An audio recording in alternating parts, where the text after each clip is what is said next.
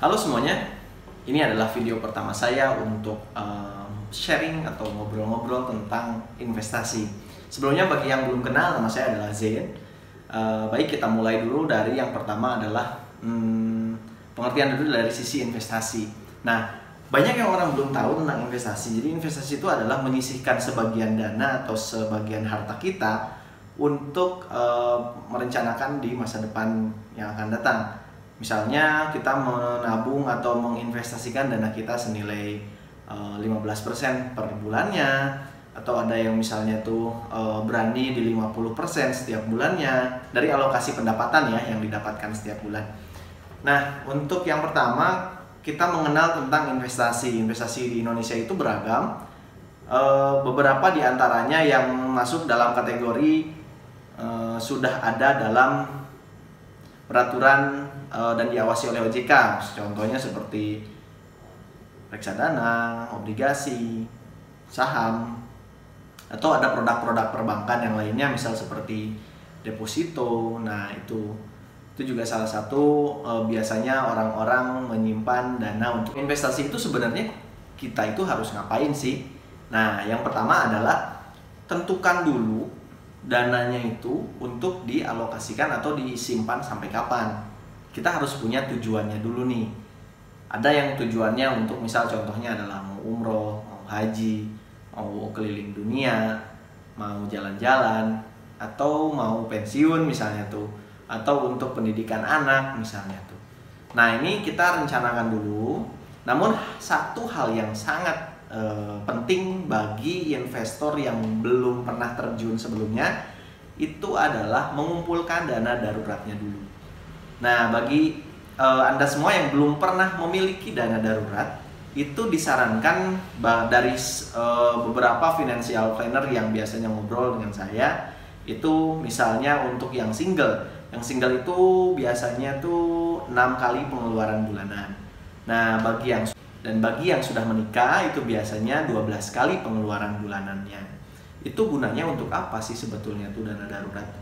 Nah, dana darurat ini digunakan untuk menghandle atau memberikan jaminan keamanan sebetulnya tuh untuk sesuatu yang sifatnya urgent, emergency, atau tidak terduga sama sekali. Contohnya apa? Misal nih, HP kita ternyata besok itu rusak, tidak tahu kenapa, atau laptop kita, atau misalnya tuh mobil mogok. Nah, tentu harus ada dana yang untuk mereparasi atau membetulkan kerusakan, misalnya handphonenya, atau misalnya tuh laptopnya, atau mobilnya. Nah, itu dibutuhkanlah dana darurat. Sebagian lain penggunaan dana darurat ini sangat dibutuhkan untuk pas masa COVID kayak sekarang. Banyak atau kehilangan pekerjaan. Nah, makanya mereka tidak punya dana darurat atau misal tabungan jangka pendek yang bisa diambil sewaktu-waktu untuk mereka untuk alokasikan untuk kehidupan mereka sehari-hari. Nah, ini juga pentingnya kita memiliki dana darurat. Jadi contohnya seperti apa? Baiklah, kita buat contoh simulasinya. Contoh simulasinya untuk dana darurat ini adalah misal saya sudah menikah. Nah, biasanya saya harus mengumpulkan 12 kali pengeluaran bulanan. Contohnya misal satu bulan pengeluaran bulanannya misalnya ini contoh misalnya itu ya 5 juta misalnya tuh, berarti 5 dikali 12 bulan itu harus dikumpulkan senilai sekian juta. Nah, itu yang dimaksud dengan dana darurat.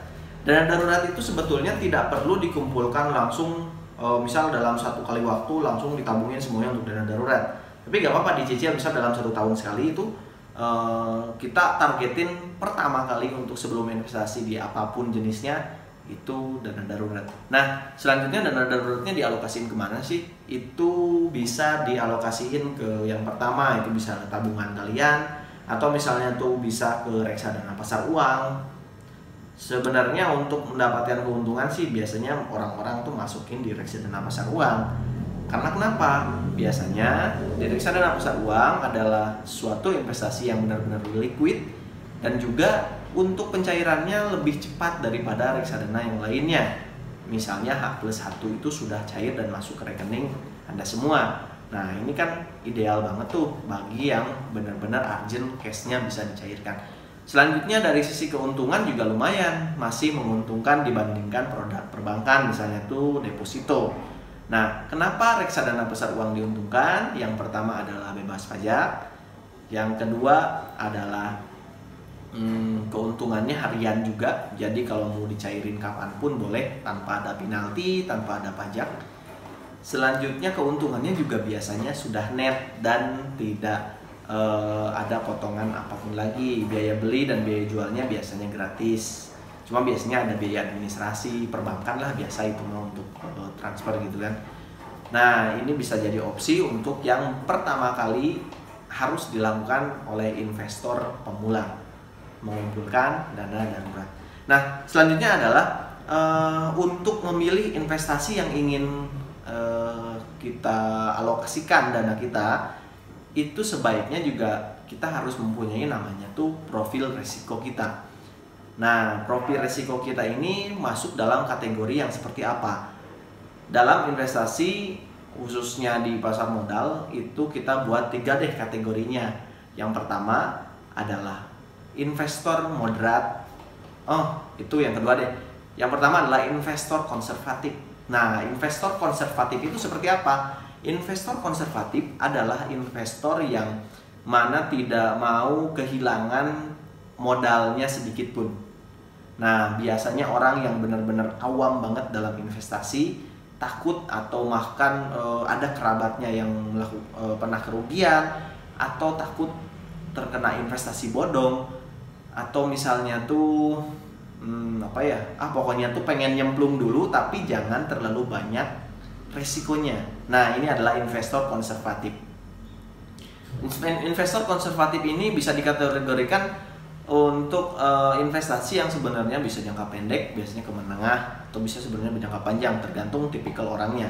Nah, investor konservatif itu idealnya dialokasikan dananya itu ke yang pertama reksadana pasar uang, yang mana dari sisi resiko itu dari deposito lebih tingginya dikit, yaitu reksadana pasar uang. Reksadana pasar uang ini juga alokasinya sama seperti deposito, sebenarnya itu ke deposito perbankan juga. Namun ada tambahannya, yaitu ke obligasi yang mau jatuh tempo. Obligasi yang mau jatuh tempo itu biasanya tidak terlalu beresiko di market. Makanya dia kenaikannya sehari rata-rata, kalau saya sendiri biasanya lihat grafik atau datanya, itu ada kenaikan misal 0,02, 0,06, 0,05 dalam satu hari. Teman-teman bisa aja langsung kaliin, misalnya tuh dalam 1 bulan itu Anda bisa masih mendapatkan di 0,4, 0,5, 0,6. Itu masih ideal banget untuk investor yang pemula atau yang awal, atau yang dimaksud dengan konservatif tadi. Nah, itu bisa jadi opsi yang pertama. Yang kedua adalah untuk yang kedua itu investasi di obligasi pemerintah. Nah, obligasi pemerintah ini satu, resikonya itu hampir tidak ada karena dijamin oleh negara. Otomatis dong kalau misalnya investasi dalam instrumen negara seperti obligasi negara, semuanya di cover sama negara. Nggak boleh misalnya tuh ada sesuatu yang membuat nasabah atau investor panik. Kalau misalnya negaranya runtuh, baru itu harus panik tuh, karena obligasinya kan lumayan tuh, kita di pemerintah sendiri. Namun dari sisi resikonya itu benar-benar hampir tidak ada, bahkan garansi oleh pemerintah. Contohnya apa? Ada di ORI misalnya tuh, atau sukuk retail, atau sukuk tabungan, atau FR. Nah, itu bisa jadi investasi yang khusus untuk orang konservatif. Selain itu juga di obligasi nanti bakal kita mendapatkan namanya bunga atau kupon. Nah, kupon ini biasanya dibagikan, ada yang 1 bulan sekali, ada yang 3 bulan sekali, ada yang 6 bulan sekali gitu. Nanti contohnya apa? Kupon tuh yaitu nanti pas 1 atau 3 atau 6 bulan itu bakal ada dana masuk ke rekening kita, adalah bunganya. Contohnya gini, misal sukuk atau obligasi negara yang akan rilis nanti September 2020, yaitu sukuk retail. Nah, dia memberikan investasi hasil ke kita itu senilai 6% net, 6% itu gross. Jadi kita bakal dapat ya 6% dikurangi 15% karena masih ada pajak kalau obligasi, itu dihitung sendiri tuh. Nah, dapatnya adalah segitu. Misal contohnya tuh dihitung-hitung ternyata dapatnya 4,5 atau 5% netnya tuh. Berarti nilai segitu akan dibagikan dalam dalam 12 bulan. Terus kita bagi lagi per 1 bulan atau 3 bulan. Nah, itulah dapatnya kisaran segituan.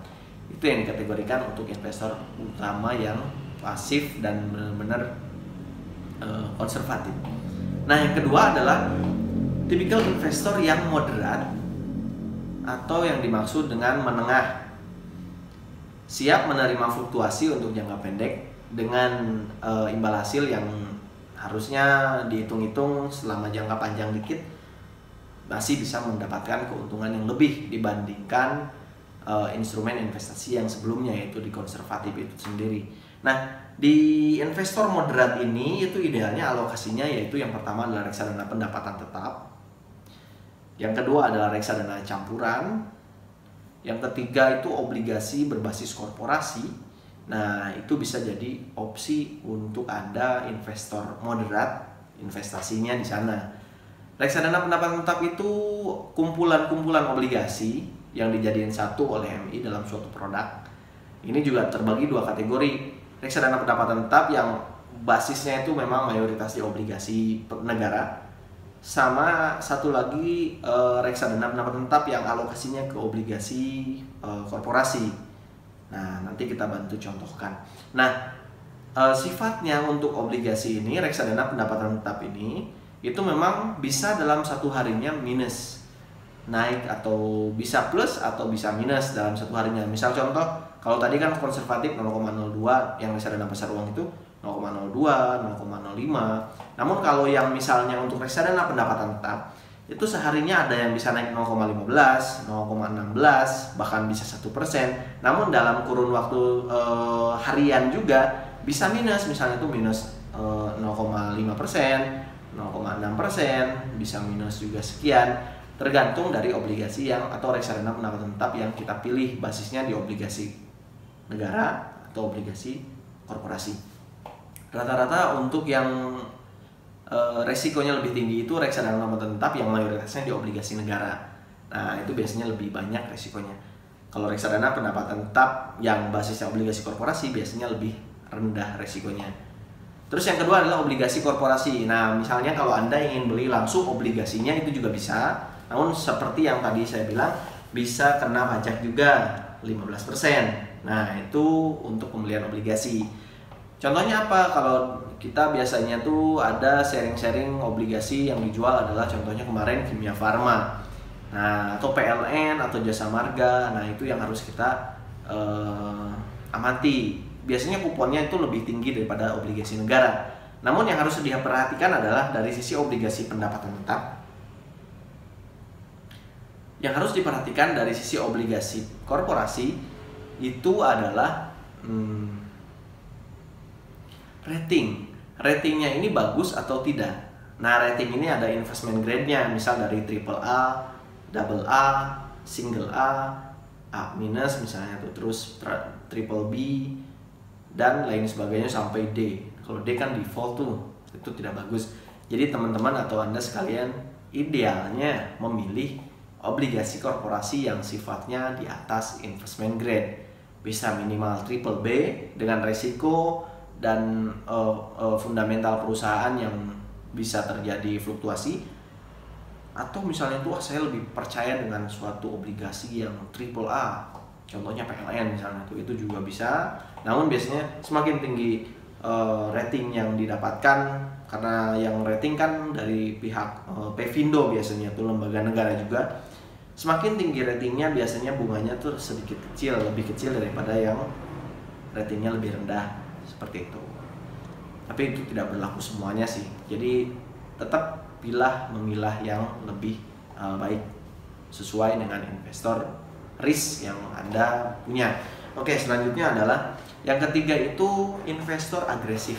Nah, investor agresif ini kita masukkan tipikal orang yang high risk, high return, siap menerima fluktuasi dalam jangka waktu pendek atau jangka waktu panjang Yang penting keuntungan yang didapatkan bisa lebih maksimal dibandingkan dua tipikal investor yang tadi. Investor agresif ini idealnya memang untuk jangka panjang kalau untuk di reksadana saham ya. Kalau saham sendiri berarti ya ada tipikal trading, ada tipikal yang saham atau investor saham.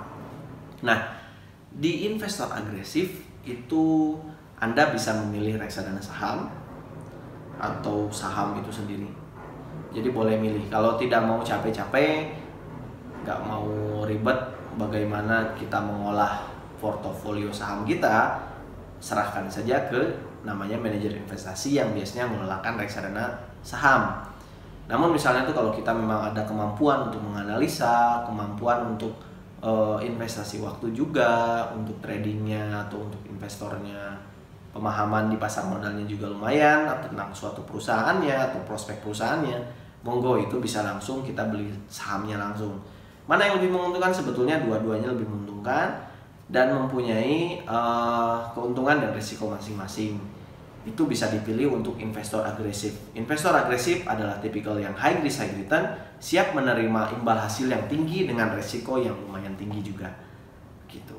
Nah, oke, setelah kita mengetahui tentang profil risiko kita, mana yang menurut Anda itu tipikal investasi yang seperti Anda? Nanti saya akan kirimkan juga untuk linknya bagaimana kita mengetahui kita itu investor yang seperti apa.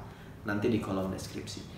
Nah, mungkin untuk saat ini sekian dulu video pertama saya di YouTube tentang investasi. Terima kasih telah mendengarkan dan semoga memberikan manfaat kepada Anda semua. Dan jangan lupa like, subscribe, dan apabila bermanfaat silahkan di-share ke keluarga atau rekan teman-teman Anda semua. Terima kasih dan sampai jumpa lagi.